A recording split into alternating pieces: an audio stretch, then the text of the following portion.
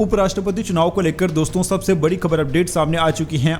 दोस्तों ये बड़ी जानकारी सामने आ रही है। उपराष्ट्रपति चुनाव के लिए वोटिंग अब पूरी हो चुकी है और दोस्तों मतगणना की प्रक्रिया पूरी हो चुकी है। हालांकि ये बात पहले से साफ है कि एनडीए का उपराष्ट्रपति चुनाव जीतने जा रहा है। देश के 15वें उपराष्ट्रपति के चुनाव के लिए वोटिंग प्रक्रिया पूरी हो चुकी है। वोटिंग के दौरान प्रधानमंत्री मोदी ने पहला वोट डाला। विपक्ष के सांसदों ने भी मतदान में हिस्सा लिया। अब उपराष्ट्रपति चुनाव के नतीजों का इंतजार है। कुछ ही देर में नतीजे घोषित कर दिए जाएंगे। उपराष्ट्रपति चुनाव में सीधी टक्कर एनडीए के उम्मीदवार सीपी राधाकृष्ण और विपक्ष के उम्मीदवार बी सुदर्शन रेड्डी के बीच में है। दोस्तों भले ही विपक्ष दावा कर रहा है कि उनकी पार्टी के उम्मीदवार जीत हासिल करने वाला है।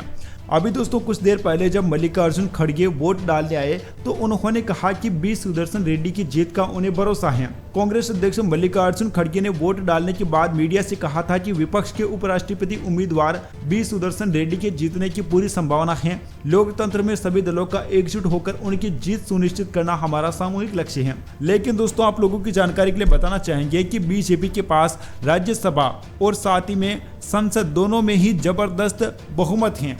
संसद के जो दोनों ही सदन है ना उसमें भारतीय जनता पार्टी के पास बहुमत है, तो किसी भी तरीके से है ना विपक्ष की जीत तो हो ही नहीं सकती है। दोस्तों इस चुनाव से जो सबसे बड़ी खबर अपडेट सामने आई है उसके मुताबिक लोकसभा और राज्यसभा के 781 सांसदों ने ही मतदान किया है और अभी तक जो जानकारी सामने आ रही है उसके मुताबिक सभी सांसदों ने अगर लाइन पर वोट किया है तो एनडीए उम्मीदवार के पक्ष में 419 वोट और विपक्ष के पक्ष में 319 वोट माने जा रही हैं। यानी कि करीब 100 वोटों के अंतर से भारतीय जनता पार्टी के उम्मीदवार एनडीए के उम्मीदवार की जीत हो सकती है। कुछ ही देर में इसके पूरी तरीके से नतीजे घोषित कर दिए जाएंगे। पल पल की कोई भी खबर अपडेट देखते रहने के लिए हमारे चैनल को सब्सक्राइब कीजिए। Subscribe now and press the bell icon. Never miss an update.